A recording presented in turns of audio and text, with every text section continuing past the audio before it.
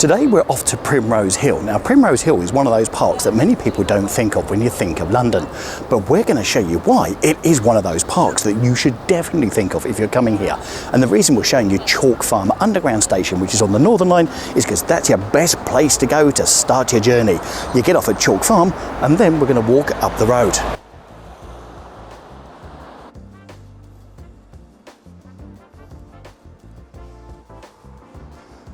So Primrose Hill is one of those sort of hidden away areas in London. It's North London and it's right by Camden Market.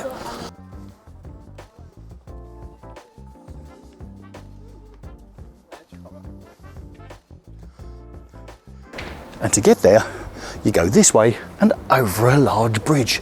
And then, believe it or not, you are in Primrose Hill already.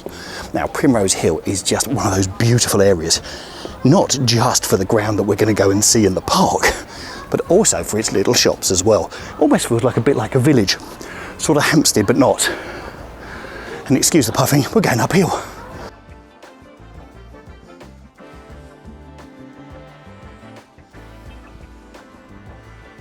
And as you can see, we're in Primrose Hill already.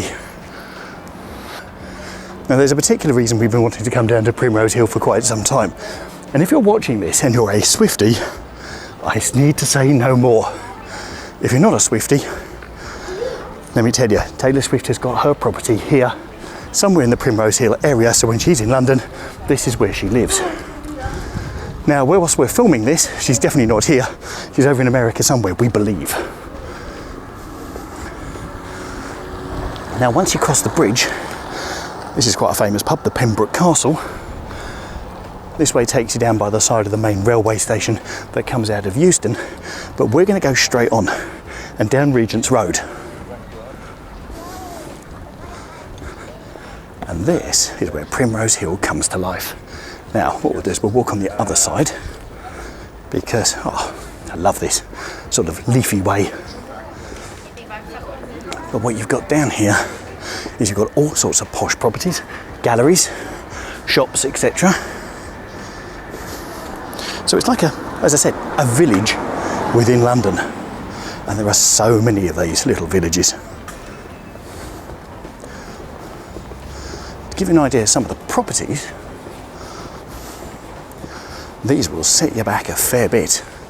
So you've got 3 stories, plus each one of these will also have a basement. Now a lot of these will have been turned into flats, but those that aren't will be worth an absolute fortune, as I would tell you the flats are as well. But then when you get down here, you've got all of these little independent shops.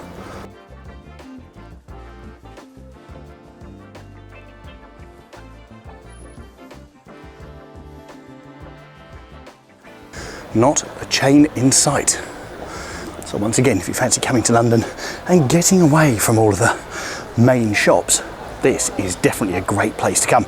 So yeah, we're Primrose Hill. So the other thing to do is, if you're doing Camden Market, why not spend some time here as well? If I don't get run over.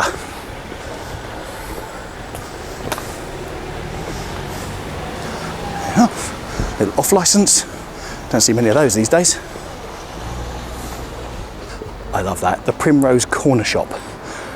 Now, if you're from across the planet, you may not know what a corner shop is, but certainly within the UK had loads and loads of corner shops, so shops that are sat on the corners of 2 streets, where they'd sell all sorts of stuff.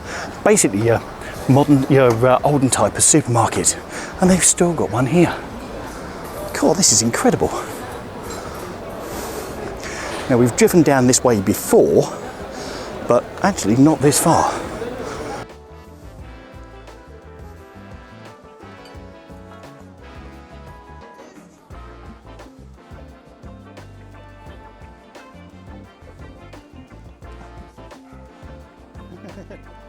If only.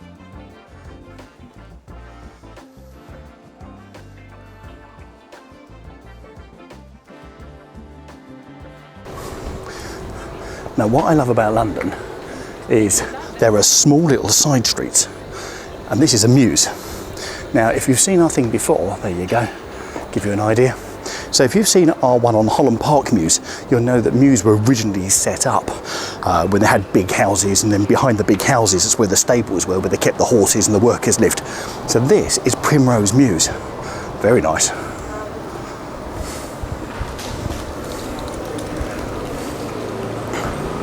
Your best bet in London is, if you see a small side street, worth taking it, because you never know where it's going to lead to. But then have Google Maps ready to get back.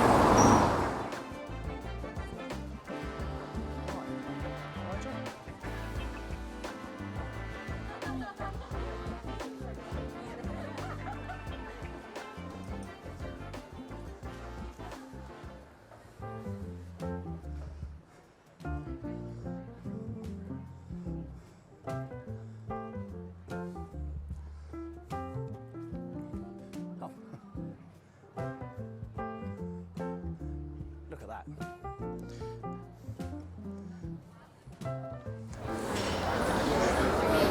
So I think we found our place that we might have lunch, which is a pub. But as we go down here, we've got St George's Mews, which is very colourful, but once again, as you go down through an archway, it opens up into what's probably 18th century,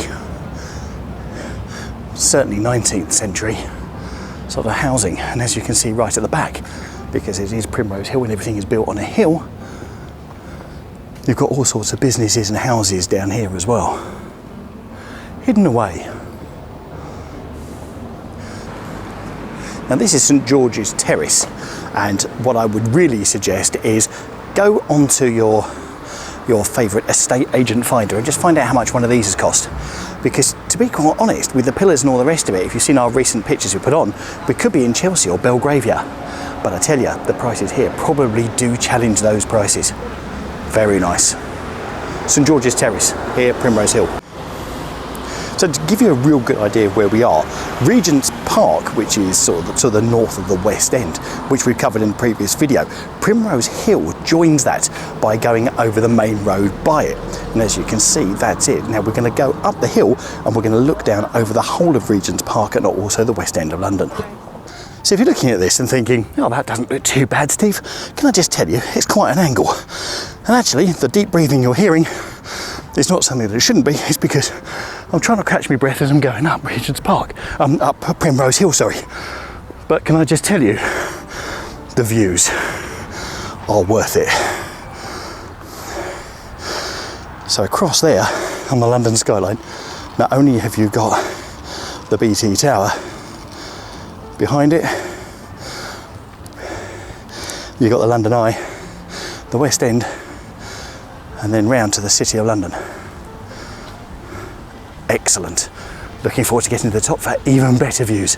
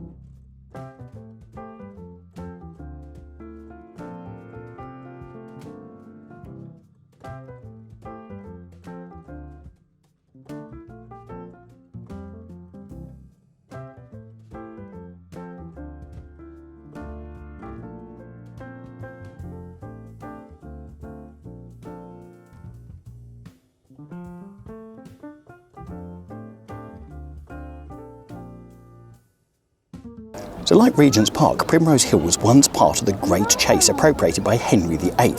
Later in 1841, it became Crown property, and in 1842, an Act of Parliament secured the land as a public open space.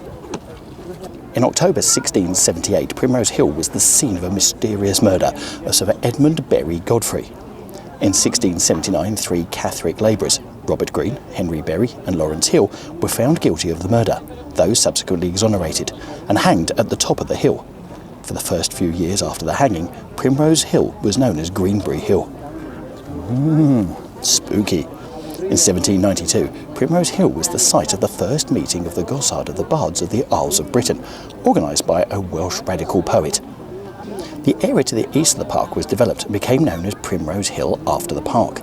Now, the Primrose Hill district is surrounded by St John's Wood to the west, Swiss Cottage to the northwest, Belsize Park to the north, and Chalk Farm to the northeast. Camden Town to the east, and Regent's Park itself lays adjacent to the south of the hill itself, which you can see right at the bottom of the view here. Nearest stations are Chalk Farm, which we showed you right at the very beginning, and at the north, and Swiss Cottage tube station is to the northwest. Now, if you're a film buff, you may well recognise Primrose Hill because it was a key location in both Paddington and Paddington 2. Also, Bridget Jones' The Edge of Reason was partially filmed on Primrose Hill as well. So again, Primrose Hill is one of those undiscovered places in London where you just get an amazing view across the whole city skyline. Now, if you enjoyed the views from here, another place you also need to go, which is not far away, is Parliament Hill. Once again, that is protected and the trees are kept quite low, so you get amazing views, but you also get round to see the Docklands as well. So if you click on the video in the top right hand corner, I'll see you in there.